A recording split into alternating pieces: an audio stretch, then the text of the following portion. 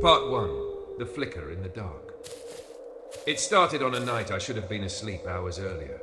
The streetlight outside my window had gone out a few weeks before, so when I turned off my lamp, the room sank into complete darkness. I was lying on my back, scrolling my phone, when something caught my eye, a brief, almost imperceptible flicker in the far corner of the room. Not like light, more like movement. I told myself it was nothing. Probably my eyes adjusting. But when I set my phone down and let the dark settle, the corner seemed deeper.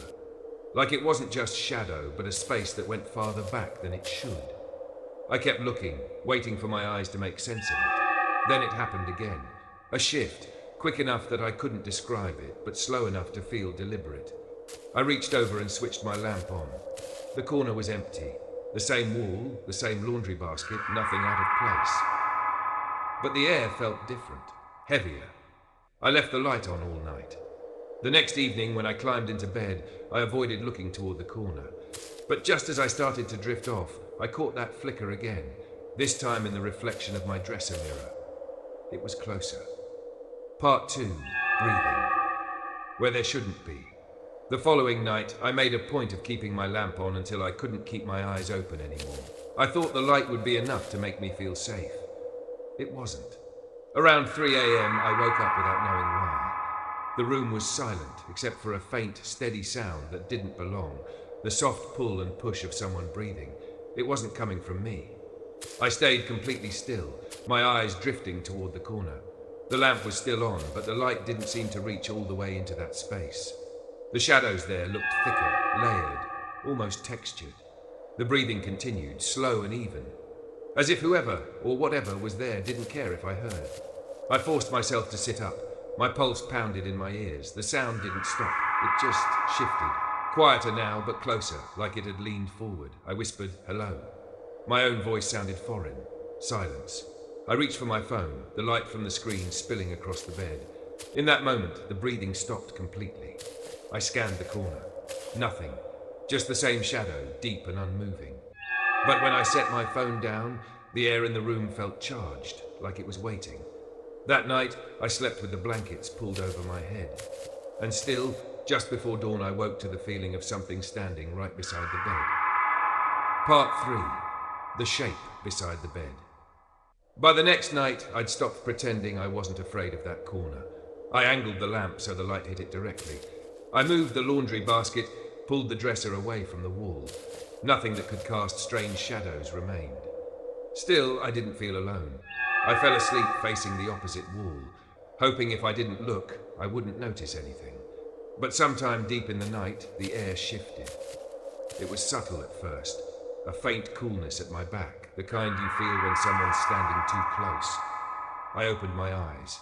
The corner was darker than the rest of the room, but now the darkness seemed to spill forward, stretching toward the bed. My chest tightened as I turned my head. A shape stood there. It was tall, its outline just barely distinct from the shadows around it.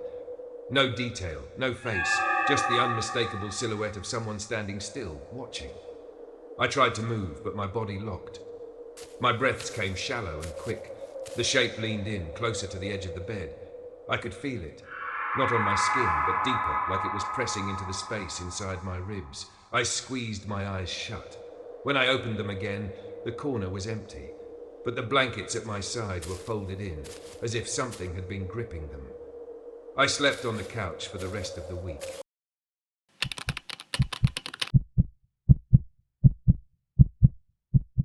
Part 1. The locked door that opened.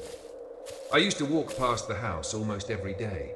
It sat at the very end of a narrow road, half hidden behind overgrown hedges, its paint faded to a dull grey.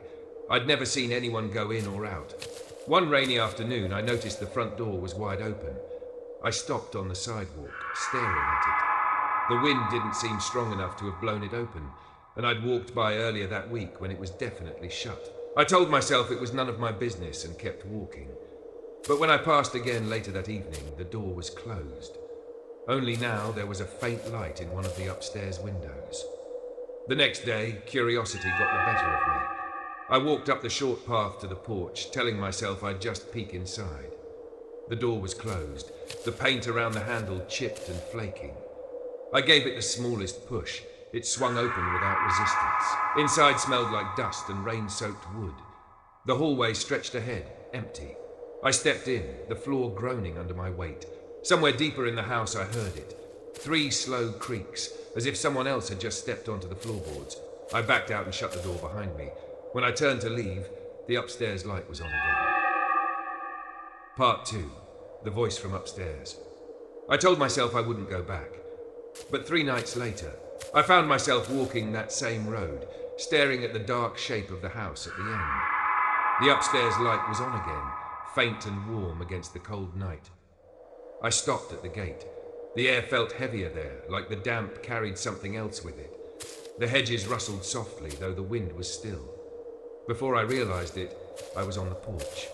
The front door was closed, but the moment my hand brushed the knob, it gave under the slightest pressure and opened. The hallway looked the same. Long, narrow, the smell of damp wood curling in the air. The light upstairs cast a weak glow onto the staircase. I took 1 step inside, then another. The boards groaned under me. From somewhere above, a voice drifted down. It was faint. Too low to make out words, but unmistakably human. A man's voice, calm, speaking in a slow rhythm. I stood at the bottom of the stairs, listening. The voice stopped. Silence pressed in, thick and total. Then, from just out of sight at the top of the stairs, the boards creaked, 1 slow step forward.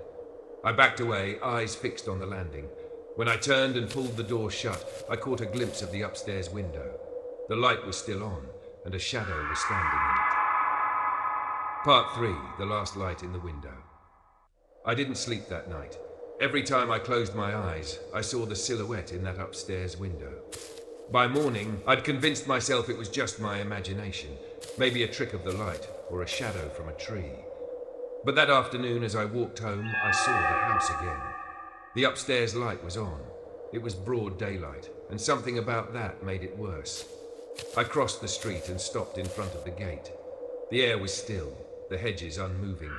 I told myself I'd just take one last look to put my mind at rest. When I reached the porch, the door was already open. The hallway inside was darker now, the damp smell stronger. From upstairs came a faint thud, like something heavy shifting on the floor. I stepped inside before I could talk myself out of it. The staircase groaned with each step I took, but the sound from above didn't change. Steady, slow movement, pacing back and forth. When I reached the landing, the hallway stretched in both directions, ending at a single closed door. Light spilled out from the gap beneath it. I took 1 step forward. The pacing stopped. The silence that followed was absolute.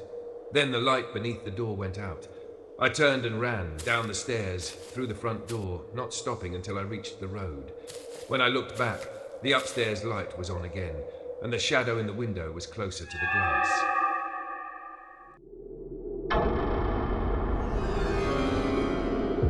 Part 1. The Man by the Rear Door. Working the late shift meant I usually caught the last bus out of downtown. By then, the streets were nearly empty, the air heavy with that strange quiet that comes after most of the city has gone to sleep. That night, only 1 other passenger was on board when I stepped on, a man sitting by the rear door. He was dressed plainly, head down, hands folded in his lap. I couldn't see his face under the shadow of the overhead light. I took a seat near the middle, close enough to the exit but far from him. The bus jolted forward, the hum of the engine filling the silence. Every so often I glanced back. He hadn't moved. Not even when the bus made its first 2 stops. On the third, I felt the air shift slightly, like a draft had slipped in. I turned just in time to see him lift his head. His face was blank. Not emotionless. Blank as if my mind couldn't quite process the details. I looked away quickly, focusing on the dark streets outside. But in the reflection of the glass, I could see him still watching me. The bus rolled on. No one got off. No one else got on. And yet the sound of breathing, slow and deliberate, seemed to come from right behind my... Part 2. The stop that changed. I kept my eyes forward, telling myself the breathing was just in my head, a trick of the engine's rhythm. But it didn't fade. It grew clearer, almost in sync with my own, and I knew whoever was behind me was close. The next stop was mine. I reached up and tapped the bell. The bus slowed, the hiss of the brakes filling the air. When the doors opened, I stood gripping the rail. The man by the rear door didn't move. But as I stepped off, I felt it, that same shift in the air as though he'd leaned forward. The bus pulled away, but instead of stopping at my usual corner, I realized something was wrong. The street was unfamiliar. No shops, no streetlights. Just a long stretch of road disappearing into the dark. I turned to wave down the driver, but the bus was already gone. The night was silent, too silent. No cars, no voices, not even the hum of distant traffic. I started walking, scanning the edges of the road for anything familiar. That's when I saw him. Far ahead, under the faint glow of a single flickering lamp, the man from the bus was standing in the middle of the road. He was facing me. Part 3. The seat beside me, I stopped walking. The man didn't move. The flicker from the lone street lamp made him seem to stutter in and out of the dark, like each blink might erase him or bring him closer. I took a step back. His head tilted just slightly, like he was studying me. The air felt heavier with each breath. I turned away and started walking in the opposite direction, my pace quickening. I didn't look back until I reached a corner. The road behind me was empty. I tried to convince myself I'd imagined him there at all. Maybe it wasn't the same man. Maybe it wasn't even real. I found a side street that looked more familiar and kept going until I saw a bus stop shelter. Relieved, I stepped inside and sat on the cold metal bench. Within minutes, a bus pulled up, an older model, its headlights hazy in the damp air. I climbed aboard without thinking, dropped my fare into the slot and headed for my usual seat near the middle. When I turned to look out the window, I froze. The man was already sitting beside me. No sound, no movement, just there, as if he'd been waiting. His face was turned toward mine now, every detail sharp and impossible to ignore. The bus lurched forward, and when I glanced toward the driver for help, the front of the bus was empty. No driver.